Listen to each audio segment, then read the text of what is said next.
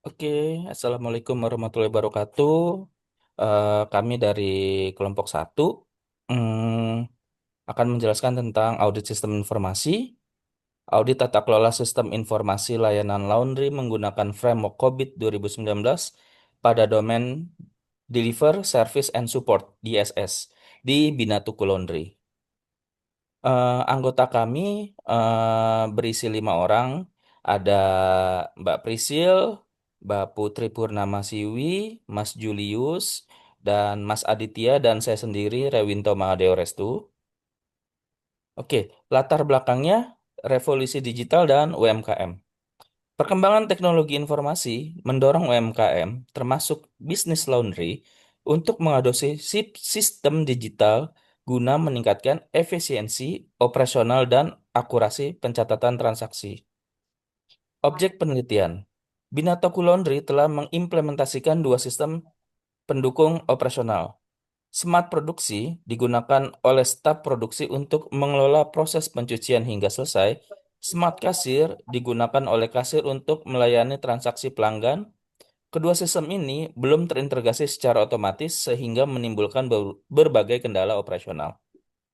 Kendala, data tidak sinkron antara Smart Produksi dan Smart Kasir, auto sender, WhatsApp sering logout, sistem absensi tidak proper, manajemen inventory tidak proper, arsip foto dokumentasi terbatas 4 bulan, smart produksi dan smart kasir.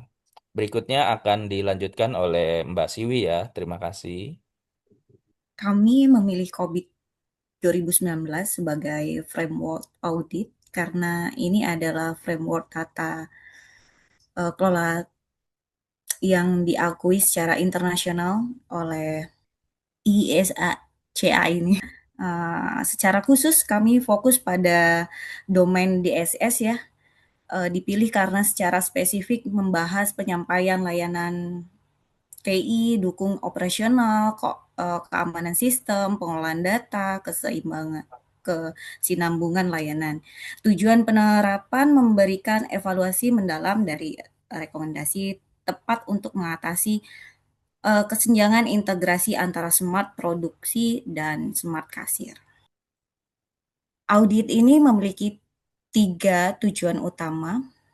Pertama, mengukur kapabilitas level DSS 03, DSS 02, dan DSS 06, dan mengidentifikasi gap terhadap target level 3, menyusun rencana tindak lanjut perbaikan proses dan kontrol. Kriteria atau standar acuan COVID 2019, framework kata kelola dan manajemen TI dan ISACA, domain DSS fokus pada 3 proses prioritas DSS 03, DSS 02, dan DSS 06. Ruang lingkup audit kami mencakup objek audit, smart produk, sistem untuk staf produk, alur kerja pencucian, smart kasir, sistem untuk kasir transaksi dan data pelanggan, ada proses COVID, ada kode DSS 03, DSS 02, DSS 06, nama prosesnya, ada manajemen problem, manajemen service, request, dan manajemen bisnis proses kontrol. Nah, ini fokus utama yang di SS 03 ada dual system auto sender, logout, arsip, dan di SS 02 permintaan pelanggan, insiden, dan di SS 06 ada SOP, integrasi, sistem, absensi. Selanjutnya metode audit. Metode audit ini ada 3 ya, kualitas, deskripsi, metodologi yang digunakan ada sama wawancara, pemilik usaha, owner, laundry, kuesionernya ada 11 orang, 1 SPV, 4 kepala toko, 6 staf produksi. Gambaran objek audit, smart kasir, 2 kasir, pencatatan transaksi, perhitungan biaya, cetak nota, pencatatan pembayaran. Smart produksi, 5 staf produksi, pencatatan status pengerjaan, dokumentasi foto sebelum dan sesudah proses. Nah, ini kita lanjutkan ke Mbak Prisil. Oke, baik. Terima kasih Mbak Siwi. Untuk selanjutnya ini adalah hasil penilaian capability. Nah, hasil penilaian capability ini diperoleh dari hasil kuesioner yang dibagikan yang menggunakan metode Goodman. Metode Goodman yaitu iya atau tidak, dan eh, kita mengujinya kepada terhadap tiga indikator, yaitu proses DSS 03, DSS 02, dan DSS 06. Di sini terdapat beberapa level indikator per di DSS, yaitu dari 0 sampai level 5. Dan per level itu mempunyai indikator yang berbeda, terdiri dari 2 hingga 4 pertanyaan.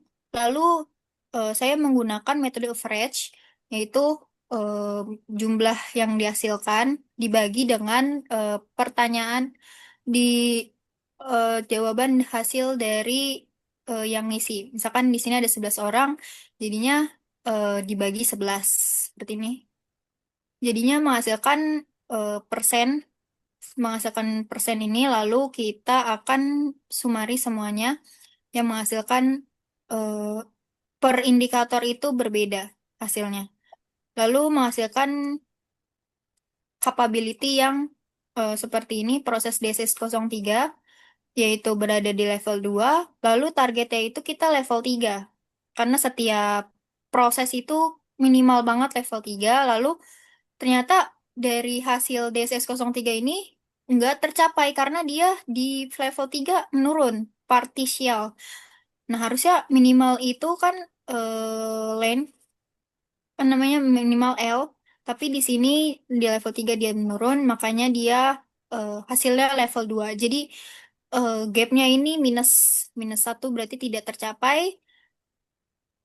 Ratingnya akhirnya kita largely, terus statusnya belum tercapai. Lalu yang DSS 02 ini eh, berada di level 3 dan targetnya juga level 3, berarti dia tercapai. Nah, akhirnya gapnya 0, lalu ratingnya fully, dan statusnya itu tercapai. Lalu untuk DSS 06 sendiri itu berada di level 5 karena dia sepanjang proses itu naik naik prosesnya, persennya itu selalu naik dan berakhir di level 5, lalu target kita level 3, gapnya itu plus 2.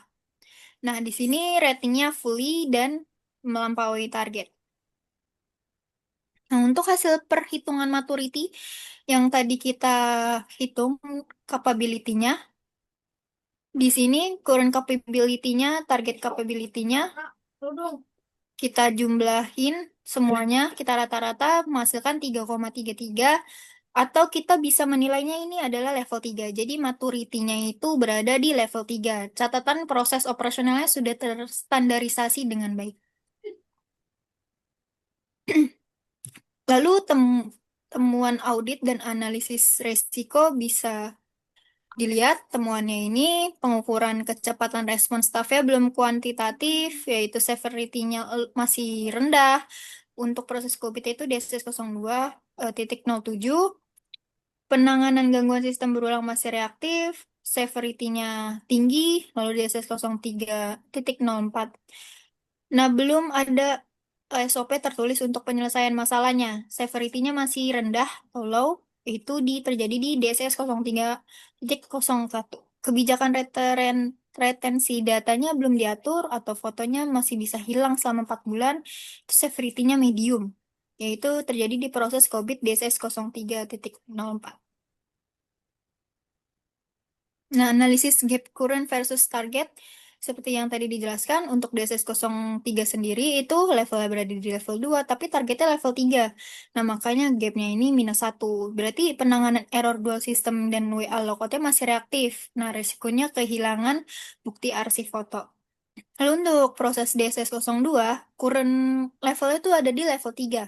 Lalu targetnya level 3. Berarti gapnya ini tercapai, jadi dampaknya itu kecepatan respon stafnya tidak terukur secara kuantitatif. Lalu untuk proses DSS 06 sendiri itu kurangnya tuh levelnya ada di 5. Nah, sedangkan target kita level 3, berarti dia gapnya itu meningkat. Meningkat 2. Jadi kontrol internal operasionalnya sudah sangat kuat dan proaktif. Lalu selanjutnya bisa dilanjut, Bang Adit. Di sini ada rekomendasi tindak lanjut. Ada 3 tahap menyusun SOP tertulis untuk penanganan masalah sistem berulang. Di PIC-nya itu di kepala toko, timeline itu Juli 2026, lalu prioritasnya itu high. Lalu rekomendasi membuat regulasi retensi data cadangan atau foto dokumentasi minimal 1 tahun.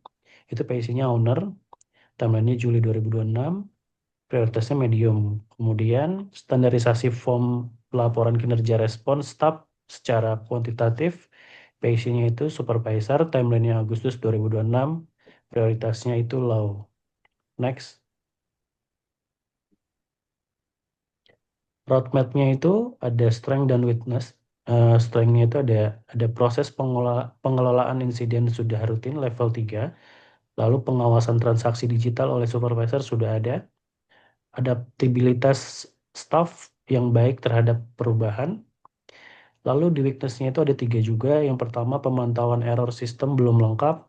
Yang kedua, format pelaporan respons staf belum standar. Yang terakhir, dokumentasi teknis dan SOP belum terstandarisasi. Next. Lalu roadmap dari opportunities ada 3 juga, menaikkan kapabilitas DSS 03 ke level 3, meningkatkan kredibilitas layanan, kemudian standarisasi laporan, analisis tren keluhan konsumen, dan dashboard monitoring, transparansi kinerja outlet. Lalu di treatnya itu ada keterlambatan penanganan dual system, gangguan operasional besar. Yang kedua, pemilik tidak mendapat informasi akurat atau salah keputusan strategis. Yang terakhir, kehilangan alat bukti digital, kepuasan pelanggan menurun. Next. Kita lanjutin ke Bang Julius. Baik, saya akan melanjutkan penjelasan dari Mas Aditya tadi, yaitu di sini ada roadmap peningkatan yang terdiri dari 3 tahap. Yang pertama ada jangka pendek, yaitu 0 sampai 3 bulan, di mana untuk jangka pendek ini adalah penyusunan dan pengesahan SOP, penanganan masalah tertulis, dan juga ada penyusunan formulir digital, laporan SLA kuantitatif, dan penerapan regulasi retensi data minimal 1 tahun. Yang kedua ada jangka menengah, yaitu 3 sampai 12 bulan. Nah, di sini ada pelatihan dan sosialisasi SOP ke seluruh staf. Yang kedua ada implementasi dashboard monitoring sederhana dan review bulanan tren gangguan sistem. Dan yang ketiga ada jangka panjang, yaitu lebih dari 12 bulan. Di sini ada otomasi sistem tiket dan report. Yang kedua ada penerapan analitik prediktif untuk manajemen stok dan beban kerja. Yang ketiga ada audit sistem informasi berkala atau tahunan. Next.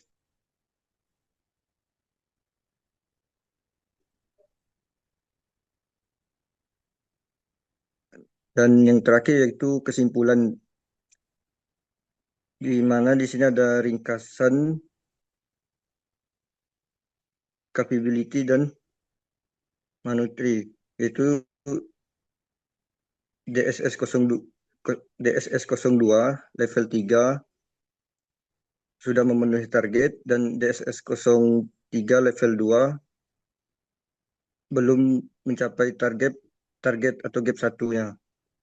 Dan di sini ada DSS 006 level 5 yang dimana ini sudah melampaui target gap 2. Dan untuk monetary domain DSS-nya sendiri yaitu 3,33 atau level 3. Untuk risiko utama sendiri di sini ada 2. Yang pertama ada penanganan kendala sistem lambat karena tidak ada SOP tertulis untuk masalah berulang. Yang kedua hilangnya alat bukti digital akibat terhapusnya arsip foto setiap 4 bulan.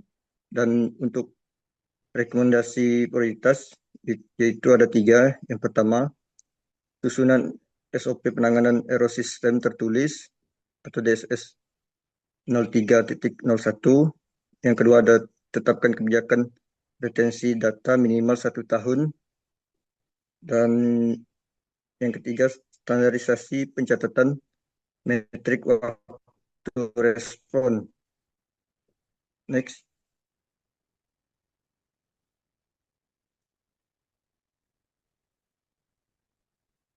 Tutup Bang Dewo.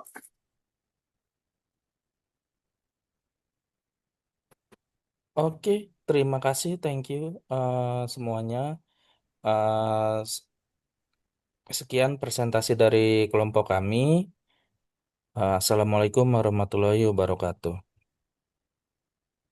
Mas Adit, tiket recordnya. Ada suara.